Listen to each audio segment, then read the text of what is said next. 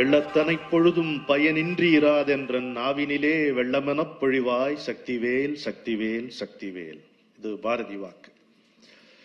நண்பர்களே, ஒரு மனிதனின் கதை என்பது ஓரங்க நாடகம் அல்ல. அதிலே பல கதாபாத்திரங்கள் இருப்பார்கள். சுப்புவினுடைய கதையில் நான் ஒரு முக்கியமான கதாபாத்திரம். நான் என் கதையை எழுதினால் சுப்பு அதிலே ஒரு முக்கியமான கதாபாத்திரமாக இருப்பார். இதுல எந்த விதமான ஐயப்பாடும் இல்லை. இங்கே அமர்ந்திருக்கும் எங்கள் இனிய சோபனா ரவியும், எதிரே இருக்கும் கௌரி சங்கரும், அங்கே அமர்ந்திருக்கும் GR விஷ்ணுவும், இன்னும் பல நண்பர்கள் இருக்கிறார்கள், வராதவர்களும் இருக்கிறார்கள். நாங்கள் எல்லாம் எப்படி இருந்தோம் என்றால், எப்படி இருந்து கொண்டிருக்கிறோம் என்றால், ஊடுபாவாக எங்களுடைய வாழ்க்கை ஒன்று, எங்களுடைய அந்தரங்கம் ஒன்று. இந்த வாழ்க்கை அந்தரங்கம் இரண்டிலும் ஊடுபாவாக பராசக்தி எங்களை நெய்து வைத்திருக்கிறாள். அதனால்தான் சோபனா மிக அழகாக சுட்டிக்காட்டிய அந்த கருத்து வேறுபாடுகள் எங்களுடைய நட்பை பலப்படுத்துவதாக அமைந்ததே தவிர, வேற இப்போ சுப்புவுக்கும் எனக்கும் நீங்கள் பார்த்தீர்களானால் அறவே சம்பந்தம் இல்லாத அம்சங்கள் அதிகம். எந்த விதத்திலும் நாங்கள் ஒத்துப்போக முடியாத விஷயங்கள் ஏராளமாக இருக்க எங்களை இணைத்து வைத்திருப்பது ஆத்ம விசாரம். நாங்கள் பராசக்தி என்று கொண்டாடுகின்ற எங்களுக்கு மிகவும் பரிச்சயமான, எங்களுக்கு சற்றும் மர்மமே இல்லாத அந்த பராசக்தி, அந்த தேவி. அதே போல் அவள்தான் இந்த பாரத தேவி என்று பார்க்கக்கூடிய தரிசனத்தை எங்களுக்கு முதலிலேயே வழங்கிய பல பேருடைய ஆசீர்வாதங்கள், இவைதான் எங்களை இணைத்து வைத்திருக்கின்றன. நான் சுப்புவை முதலில் பார்த்த பொழுது அவனுடைய வாழ்க்கை நிலைகுலைந்து போன ஒன்றாக இருந்தது. இன்னொருவராக இருந்தால் அந்த வாழ்க்கையிலிருந்து மீண்டு எழுந்து வந்திருக்க முடியாது. இப்படி திரு அண்ணாமலை அவர்கள் கையால் ஒரு நூலை வெளியிடும் அளவுக்கு வந்திருக்க வாய்ப்பே கிடையாது.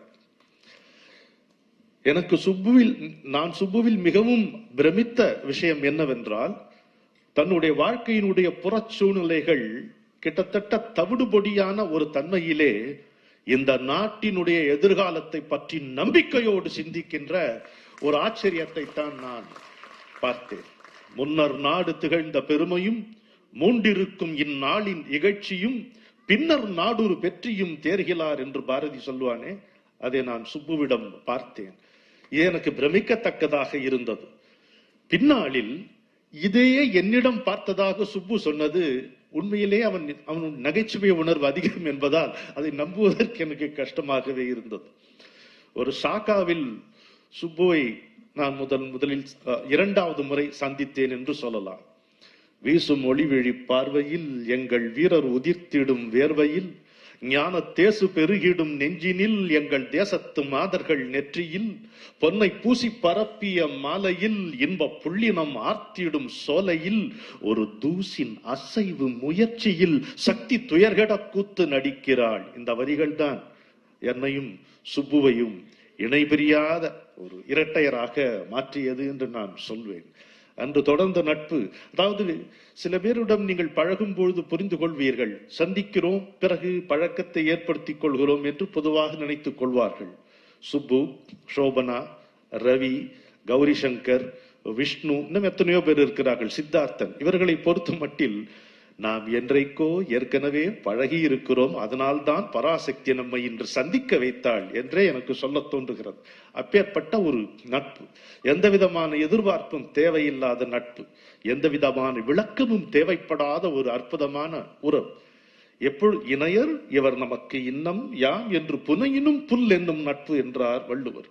எங்களுடைய நட்பு இப்படிப்பட்டது, என்னுடைய நண்பன் இத்தகைய தன்மை பொருந்தியவன் என்கின்ற விளக்கங்கள் எதுவுமே தேவைப்படாத ஒரு நட்பு தான் சுப்புவுக்கும் எனக்கும் இருக்கின்ற நட்பு. வாங்க,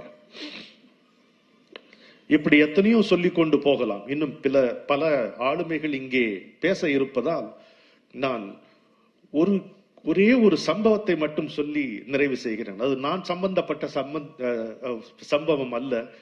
திரு அண்ணாமலை அவர்கள் இதை அவசியம் கேட்க வேண்டும் என்பதற்காக சொல்லுகிறேன். அது என்னடா பராசக்தி, அவனுக்கு சோறு போடுவாளா என்று ஒரு நண்பன் கேட்கிறான். நான் கேட்கிறேன், அவள் தான் எனக்கு சோறு போட்டு கொண்டிருக்கிறாள் என்று சுப்பு சொல்கிறான். அப்படியா, இன்னைக்கு உனக்கு அவ சோறு போடுறாள நான் பாக்குறேன்டா. நீ ஹோட்டல்ல போக கூடாது. யாராவது உன்னை வீட்டுக்கு கூப்பிட்டா அவங்க வீட்டுக்கு நீ போகக்கூடாது. எப்படி சோறு போடுறான்னு பாக்குறேன். மணி ஆகி கொண்டே போகிறது. அந்த நண்பனும் சுப்புவை விட்டு நீங்கவில்லை, போய்கொண்டே இருக்கிறது. ராத்திரி 10 ஆகிவிட்டது. அப்ப நண்பன் கேட்கறேன், என்னடா 10 ஆச்சேன்னு. 12 ஆகலையே என்கிறான். அதுதான் அந்த பஞ்ச் டயலாக் தான் சுப்புடைய. 12 ஆகலையேன்றான். கரெக்டாங்க ஒரு 11:55 இருக்கும் அண்ணாமலை சார். 20 ஆண்டுகளுக்கு முன்பு சந்தித்த ஒரு நண்பன் சைக்கிள்ல வந்து, சுப்பு நீயா, நீ இங்கேயா இருக்க, இந்தாடா கோயில் ஏகப்பட்ட பிரசாதம் கொடுத்தாங்க, யார்கிட்ட கொடுக்கலாம்னு நினைச்சேன், நீ இந்த இருக்க அப்படின்னு. அப்படியே அதை கையில வாங்கி கொண்டு கண்ணீர் வழிய நின்ற அந்த சுப்புவைத்தான் எனக்கு தெரியும். உங்களுக்கு திராவிடமாயே சுப்புவை தெரியும். அது தெரிய வேண்டிய சுப்பு தான், இல்லைன்னு சொல்லல. இன்னும் அவன் நிறைய எழுத வேண்டும். இந்த புத்தகத்தினுடைய 2ஆம் பகுதியையும் நான் ஆவலுடன் எதிர்பார்க்கிறேன். இந்த சுப்புவனுடைய வாழ்க்கையை கூட நீங்கள் இப்படி பிரித்துக் கொள்ளலாம். 1977க்கு முன்பு, 77க்கு பின்பு. இல்ல, ரொம்ப அடக்கத்தோடு சொல்லிக்கொள்ள வேண்டும் என்றால் 77 தான் நாங்கள் சந்தித்தோம். அதனால நான் சந்தித்த பிறகுதான் சோபனாவையும் ரவியையும் சுப்புவுக்கு நான் தான் அறிமுகப்படுத்தினேன்.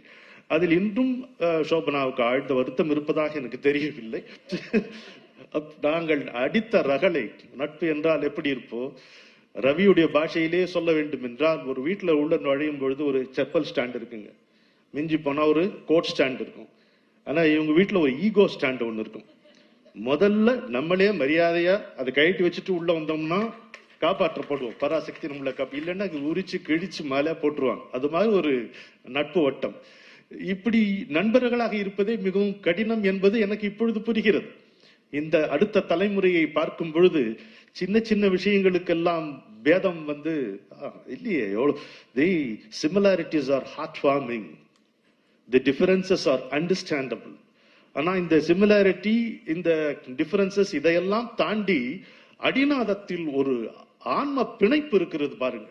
அதை புரிந்து கொண்டால் இந்த வாழ்க்கை அப்பா எத்தனை கோடி இன்பம்னு பாரதி மாதிரி நமக்கு கொண்டாட முடிகிறது. இந்த நூலை திரு அண்ணாமலை அவர்கள் வெளியிடுவதுதான் மிகவும் சிறப்பாக இருக்கிறது, மிகவும் பொருத்தமாக இருக்கிறது. இதை உபச்சாரத்துக்காக சொல்லவில்லை. சுப்பு யார் என்றால், இந்த நாட்டுக்கு சிறப்பான எதிர்காலம் உண்டு என்கின்ற நம்பிக்கையை பிரதிபலிக்கின்ற ஒரு அவசியமான சின்னம் சுப்பு. நம்முடைய அண்ணாமலையார் அதற்காக பாடுபடுகின்ற இளைய தலைமுறையினுடைய திலகமாக அவர் திகழ்கிறார். என்ன எத்தனை ஓட்டுக்கள் யார் வாங்கினார்கள் என்பதல்ல இங்கே பிரச்சனை, அதல்ல இங்கே நம்ம பேசக்கூடிய விஷயம். அண்ணாமலை அவர்களே, எதிரே உட்கார்ந்திருக்கும் என் மனைவி, அங்கே உட்கார்ந்திருக்கும் என் மனைவி உங்களை தான் பெற்ற மகனாக கருதுகிறார். இதைத்தான் நீங்கள் சம்பாதித்திருக்கிறீர்கள். உங்களுடைய பெரும் கை காட்டுமா, உங்களுடைய பெரும் செல்வம் என்பது இது போன்ற. இன்றைக்காவது அவர்கள் உங்களை சந்திக்க வந்தார்களா? இல்லை. உங்களை தொந்தரவு செய்வார்களா? இல்லை. ஒவ்வொரு நாளும் உங்களுக்காக பிரார்த்தனை செய்கின்ற ஒரு கூட்டம், உங்களை சந்திக்காமலே உங்களுக்கு பிரார்த்தனை செய்கின்ற கூட்டம். அந்த கூட்டத்தில் இருக்கிறவள் தான் என்னுடைய மனைவி என்பதையும் நான் உங்களுக்கு சொல்ல ஆசைப்படுகிறேன். இந்த நூலை முதல் பிரதியை பெறுவதற்கு சோபனாவை காட்டிலும் தகுதி வேறு யாருக்கும் இல்லை. ஏனென்றால் தாயனைய கருணையோடு சோற்றை தன் கையாலேயே பிசைந்து எங்களுக்கு ஊட்டியவள் சோபனா. ஒரு தோழியின் நேயமும் ஒரு தாயனைய கருணமும் ஒருங்கே சேர்ந்து இருக்கின்ற பெண்மணி சோபனா. எனவே அண்ணாமலை அவர்கள் வெளியிட சோபனா அவர்கள் முதல் பிரதியை பெற்றுக் கொள்வதுதான் அது சுப்புவின் ஏற்பாடு இல்லை, பராசக்தியின் நிச்சயம், பாரத மாதாவின் கோரிக்கை என்பதையும் நான் சொல்லி, 2 வரி பாடாமல் நான் இறங்கினால் எனக்கு திருப்தி இருக்காது. அது மட்டும் பாடி முடித்து விடுகிறேன். சரியா? வந்துட்டேன். வா நின்று புதிய வண்ணம் சூடிக்கொண்டது, வார்த்தைக்குள் சத்தியமே பூத்து நின்றது. வா நின்று புதிய வண்ணம் சூடிக்கொண்டது, வார்த்தைக்குள் சத்திய சத்தியமே பூத்து நின்றது, வாசலில் வசந்த ராகம் வந்து நின்றது. வாழ்க்கை இன்று வாழ்வு பெற்று வாழ்த்துகின்றது, வாசலில் வசந்த ராகம் வந்து நின்றது. வாழ்க்கை இன்று வாழ்வு பெற்று வாழ்த்துகின்றது. ராமராஜ்யம் வருகவே, எங்கள் தேசம் நிம்மதி பெருகவே. அறம் வளர்ப்பதே கடமை என்று கொண்டனம், அன்னை பூமி எங்கள் கோவில் என்றெழுந்தனம்.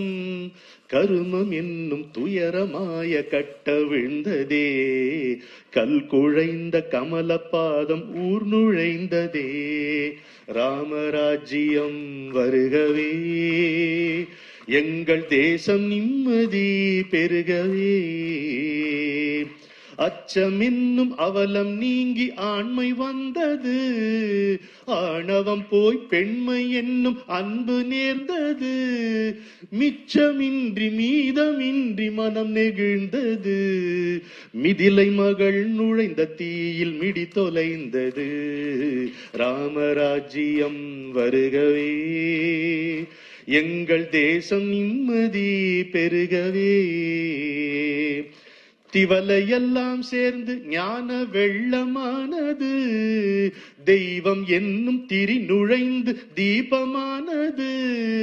விண்ணும் மண்ணும் அனுமன் நெஞ்சம் விரிந்து கொண்டது, கோசலனின் வில்லெழுந்து குடை விரித்தது. விண்ணும் மண்ணும் அனுமன் நெஞ்சம் விரிந்து கொண்டது, கோசலனின் வில்லெழுந்து குடை விரித்தது.